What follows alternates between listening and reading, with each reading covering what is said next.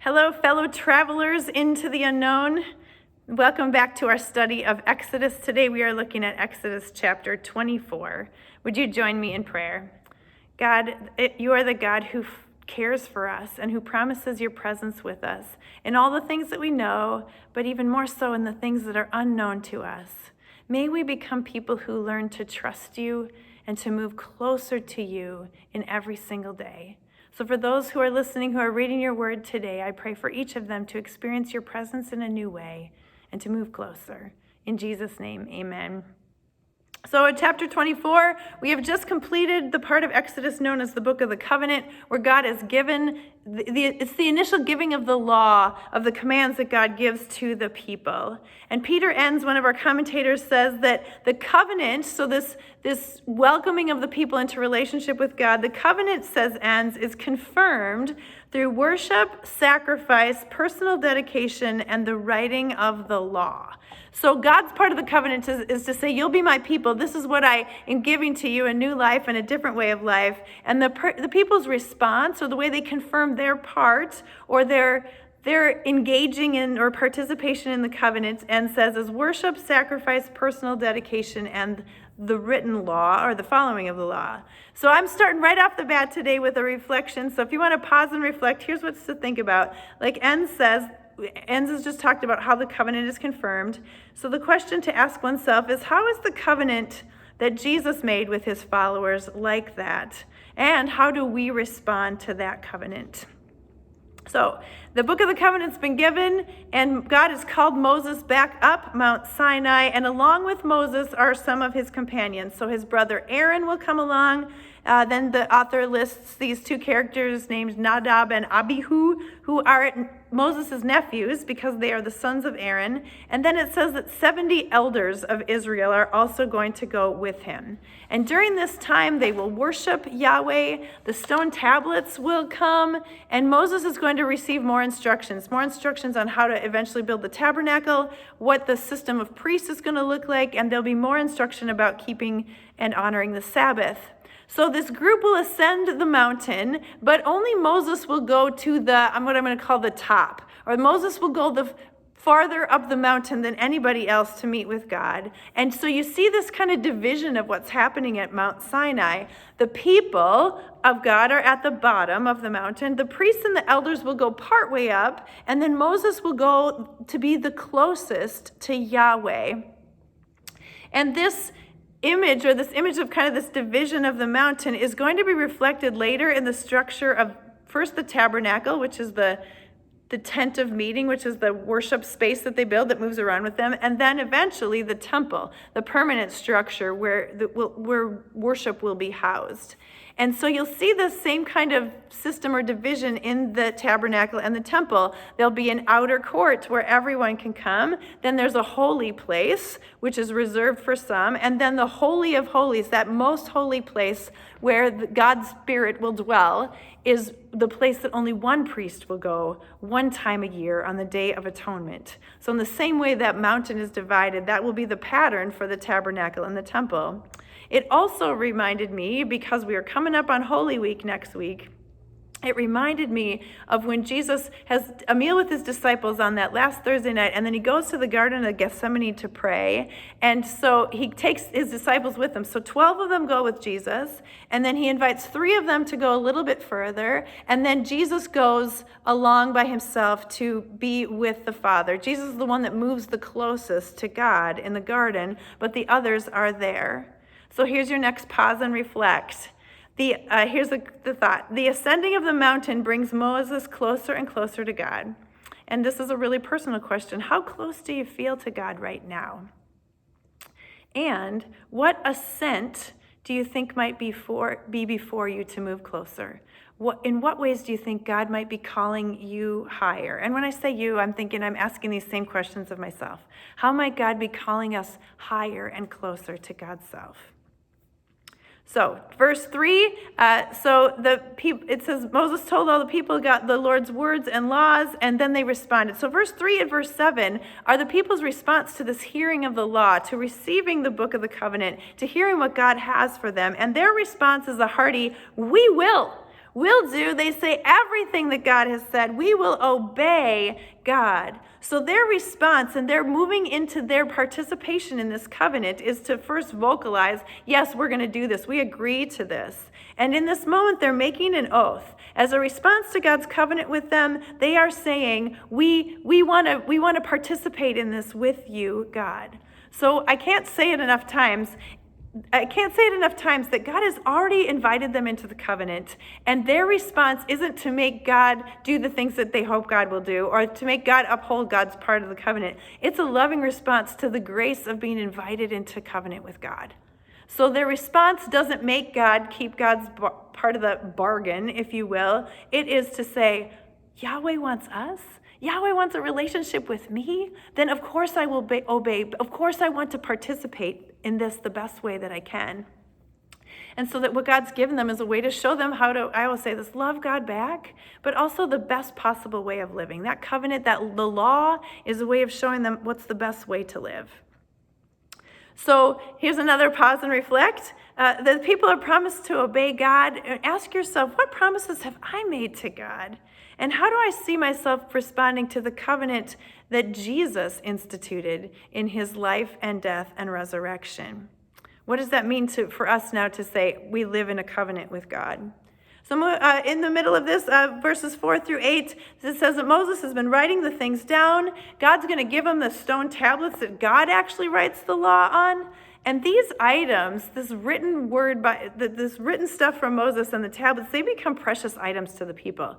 Remember, they're not people that are carrying around notebooks and jotting things down all the time. They don't have Post-it notes and computers and the cloud to save things. There'd be one precious copy of this written word. And so it's going to be kept and preserved. In fact, when we started talking about Exodus, I said, I don't believe Moses wrote Exodus, but there are things that Moses wrote that were compiled by the writer of Exodus and put there. And that book of the covenant, I think, is one of the things. Moses was writing down the things that God commanded so they could be taken and written down and used again and again. And now we have our own multiple copies everywhere. Next, Moses builds an altar. This is only the second time in Exodus where Moses builds an altar. The first time was in chapter 17, right after the battle that they had with the Amalekites. And at this altar, Moses makes sacrifices. It says he offered burnt offerings and sacrificed young bulls as fellowship offerings to the Lord. So just as a little aside, just a little help about these offerings, we'll learn more because God's going to give more instructions, but a little tiny bit of what I think I know about them. A burnt offering is an offering where it's an offering for atonement. It's an offering for asking God to remove sin. And it's where an animal is sacrificed and laid out on an altar. And the altar, a fire is set so that everything is completely consumed. And the idea or the image is that it's being consumed by God. That God consumes that the scent or the whatever it is being offered to God and is pleasing to God. And in the process of this killing of the animal, one's hands are laid on there and there's a giving over of ownership. We give this back to you, God. And there's this image of sin being removed in that way. A fellowship offering, also sometimes called a well-being offering or a peace offering. These offerings would be made maybe just to say thank you to God because things are going well, or just as a thank you or a reminder to God. They're offered usually when times are good or when someone's making a vow. So coming off the moment of the people saying, yes, we'll do this. This is their free will, their fellowship offering to say, yes, we will, and we are offering this sacrifice in the midst of this. In the midst of the sacrifice that's being made, Moses takes some of the blood from the animal and throws it onto the altar. That again is this image of atonement, that forgiveness comes through the shedding of blood. I see that later. We see that later, and we'll talk about something in Hebrews a little bit later. And also then sprinkling out toward the people. That's part of the fellowship offering as a reminder that they've been brought back into oneness with God. So the sacrifice is made, everything begins with worship. I think the sacrifice happens to prepare them to move closer to God. Just as when before the covenant or the law is given, God says, consecrate the people, make them ready, body, mind, and spirit to receive what I have for them. Moses and the people are worshiping to get ready to have the removal of the sin and this oneness of God as they move. So the team moves on up the mountain. And lo and behold, what happens? The writer of Exodus says that verse 10, they saw the God of Israel. They actually see God, and you have to wonder, what does that look like? What do they see? Later in chapter 33, it says that no one can see God, or at least no one can see the face of God, and they will die. But the author makes a point to say they see God in some way, and they do not die, because he writes that God did not raise his hand against them. And maybe, I wonder at least, is that the way they describe what they see is that perhaps they only see God's feet. What they said is they saw under God's feet was something like a pavement made of sapphire, you might say lapis lazuli, that was as bright as and blue as the sky. So I think, as human beings, our best way of understanding God is to personify God, to give God eyes and hands and ears and feet. And I don't know that that's really how God appears. God's word says that God made us in God's image, and once we start trying to put God into a body, it's almost sometimes more, I think, than try to make God look like us. But it's the best, I believe, that our brains can comprehend. So for whatever this moment is of seeing God, what they understand is they've seen God's feet standing on a sapphire pavement. And the color of the sapphire is like the sky.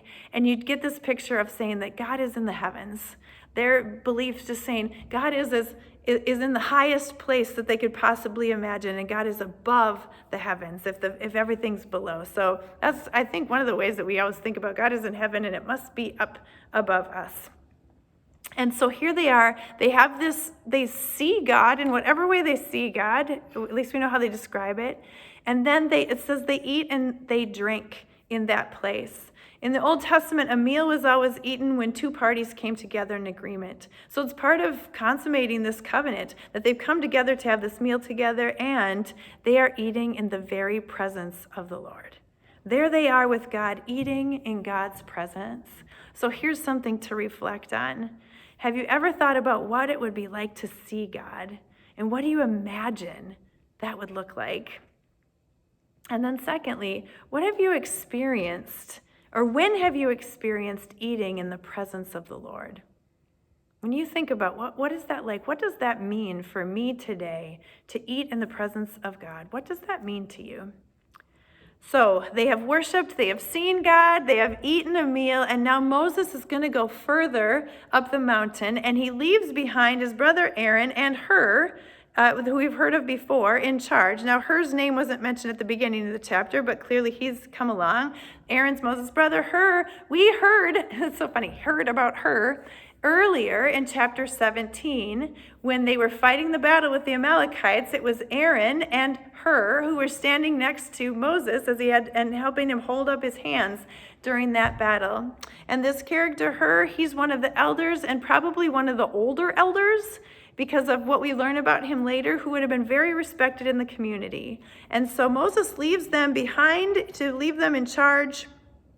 I think he says something about disputes, to settle disputes of the people. Aaron and Hur are with you, this is verse 14, and anyone involved in a dispute can go with them. So initially I thought, are Aaron and Hur there to solve the disputes between the elders that are still up the mountain? But I don't think that's the case. I think either they are still close enough to the people that the people can come to them, or they at this point will descend and return to the people, so that they're close enough in order to take this place. So this place of judgment, this place of helping people in dispute, Moses leaves somebody else in charge. And then as Moses moves on, we find out that Joshua, verse 13, his aide, will go with him. So we've heard about Joshua before. In fact, also in chapter 17, as Aaron and Hur and Moses are above the battle, holding up Moses' hands and offering worship to the Lord, Joshua is the one who is leading the military charge against the Amalekites. And at this moment, he is alongside Moses for at least part of the way as Moses ascends this mountain. He's allowed to go farther than anybody else. And I think this is because God is preparing Joshua for his later leadership. It's Joshua who takes up the mantle after Moses dies and leads the people into the promised land. So this is a preparation, I think, for Joshua, but probably also the people to know, Joshua went along with Moses in this. God's got something for Joshua here. So Moses is going to go, God's going to give him the law on the stone tablets. There will be more instructions about worship, which are two big themes in Exodus, the law and worship. I'll just tell you right now, we're taking a break next week for Holy Week, and the week after we're reading chapters 25 through 31, and it'll be a lot of that additional part of the covenant or the law that God gives to Moses. So take your Holy Week break and read, because there's a lot of chapters there. As Moses ascends the mountain, then in verse 15, it says the cloud covers the mountain. And we should say, those of us that have been walking through Exodus for 24 chapters, oh, we know this cloud. We have heard about this cloud. We've read about this cloud. We've imagined it or pictured this cloud in our minds. It's the cloud that has gone before the people to guide them. It's the cloud that was before them, and when they reached the Red Sea and the Egyptians came, the cloud went behind them to set up a barrier between the people and Egypt, the Egyptians that were chasing them down. So we know that this cloud is there, and Moses is going to enter this cloud and be in the presence of God. Later in the tabernacle, the cloud will really be the presence of God in that holiest place of the tabernacle. So Moses is going to enter the cloud and be there, but we also find out that from the base of the mountain, as the people look, in verse 17 it says, to the Israelites, the glory of the Lord looked like a consuming fire on top of the mountain. So that really caught my attention, because I wrote yikes on my text, because the people have seen this cloud and know that's where God is, but now if it looks like the mountain is on fire, what are they wondering about? What is happening on that mountain? Maybe they're wondering, is Moses going to survive this, or has Moses been swept away? And we find out that Moses stays there for a long time. There's a long time that the people just behold this mountain that appears to have burned up, and I'm going to guess that they start to wonder if Moses is ever coming back. And you'll see that based on what they do a few chapters from now. So Moses, though, it says, entered, the glory of the Lord settled on Mount Sinai. Moses is there. It says, for 6 days the cloud covered the mountain, and on the seventh day the Lord called to Moses from within the cloud. So there Moses is for 6 days. I don't know what he's doing the whole time. I wish so much that there could have been just a little part. And Moses said it was like this. It looked like this. It felt like this. I've experienced this. I don't know if Moses is just sitting there waiting, wondering. I don't know if he's wandering around thinking, I just got to look for a shrub that's on fire. I know how to find God. And where is that on this mountain? Or is he just enveloped in the presence of God and lost kind of in that? I really don't know, and I would love to hear. But basically, he's waiting for God to speak. There's something significant, too, I believe, about there being 6 days of Moses waiting, and on the seventh day, God speaks to him, just as we've started to hear about the way the Sabbath is going to work, 6 days of work and the seventh day of rest. So all of that is woven into there, and we find out that Moses stays there for 40 days and for 40 nights. And we've already heard those 40s, haven't we? In Genesis 6, there's the time, in the narrative of Noah, it says it rains straight for 40 days and 40 nights. Fast forward to Jesus. Jesus is baptized and then moves into the wilderness to be tempted, and he's there for 40 days and 40 nights. It's a long time. It's 6 weeks of the people below watching the mountain, which appears to burn.